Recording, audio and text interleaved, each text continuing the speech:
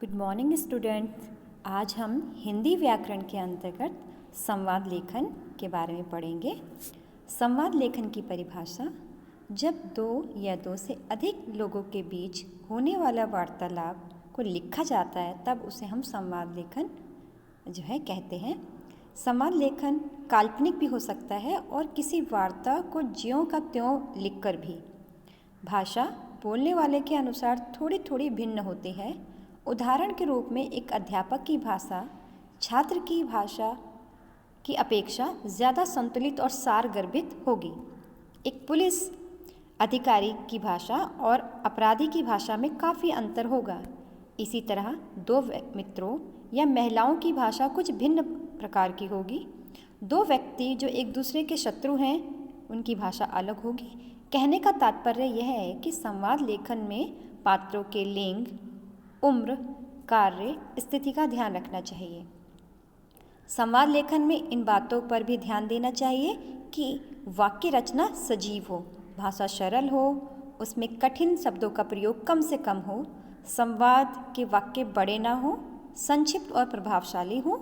मुहावरेदार भाषा काफ़ी रोचक होती है, अतः मुहावरों का यथास्थान प्रयोग हो।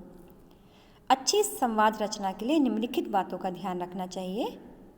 फर्स्ट, संवाद छोटे, सहज तथा स्वाभाविक होने चाहिए। संवादों में रोचकता एवं सरसता होनी चाहिए। इनकी भाषा सरल, स्वाभाविक और बोलचाल के निकट हो।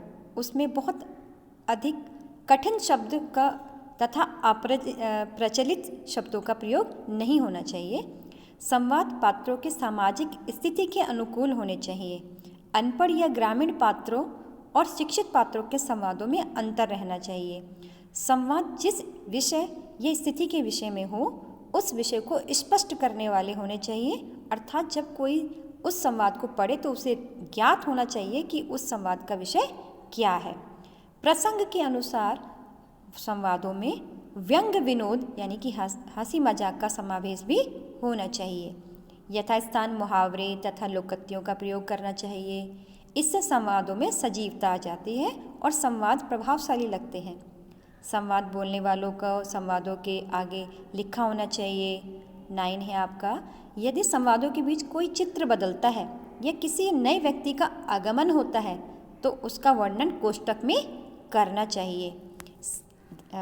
10 है, संवाद बोलते समय जो भाव वक्ता के चेहरे पर हो उसे भी कोष्ठक में लिखना चाहिए। 11वें नंबर पर है, यदि संवाद बहुत लंबे चलते हैं और बीच में जगह बदलती है तो उस दृश्य का 1 और दृश्य 2 करके उसे बांटना चाहिए। नंबर 12 है, संवाद लेखन के अंत में वार्ता पूरी हो जानी चाहिए। आगे है अच्छे संवाद लेखन की विशेषताएं। देखिए अब विशेषताएं क्या होनी चाहिए। संवाद में प्रवाह, क्रम और तर्क सम्मत यानी कि अर्थपूर्ण विचार होने चाहिए। दूसरे नंबर पर है संवाद देश, काल, व्यक्ति और विषय के अनुसार लिखा होना चाहिए। नंबर 3 पर है संवाद सरल भाषा में लिखा होना चाहिए। नंबर 4, संवाद में जीवन की जितनी अधिक स्वाभाविकता होगी वह उतना ही अधिक सजीव, रोचक और मनोरंजक होगा। नंबर 5 पर है संवाद का आरंभ और अंत रोचक होना चाहिए। इन सभी विषयों को ध्यान में रखकर छात्रों को संवाद लिखने का अभ्यास करना चाहिए। इससे उनमें अर्थ समझने और सृजनात्मकता की शक्ति जागृत करने का अवसर मिलता है। उनमें बोलचाल की भाषा को लिखने की प्रवृत्ति जागती है।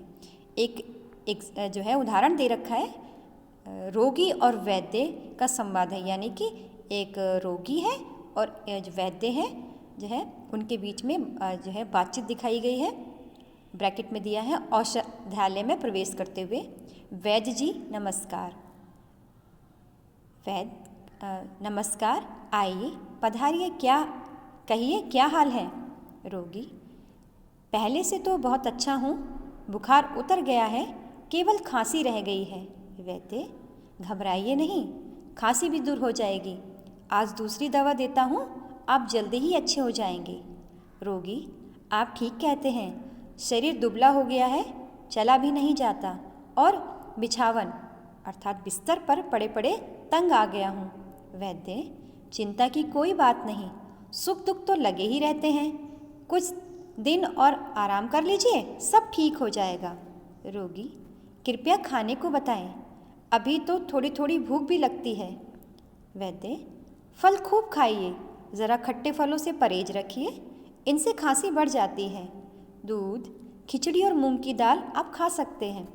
रोगी, बहुत अच्छा, आजकल गर्मी का मौसम है, प्यास बहुत लगती है, क्या शरबत पी सकता हूँ? वैद्य, शरबत के स्थान पर दूध अच्छा रहेगा, पानी भी आपको अधिक पीना चाहिए। रोगी, बहुत अच्छा, धन्यवाद, कल फिर आऊँगा। वैद्य, अच्छा, नमस्कार। तो बच्चों, इस तरह से देखिए इन्होंने कितना खूबसूरत जो है संवाद लेखन किया है। इसी तरह आपको सारे जो है विशेषताओं को और उनके नियम को ध्यान रखते हुए संवाद लेखन करना चाहिए। धन्यवाद।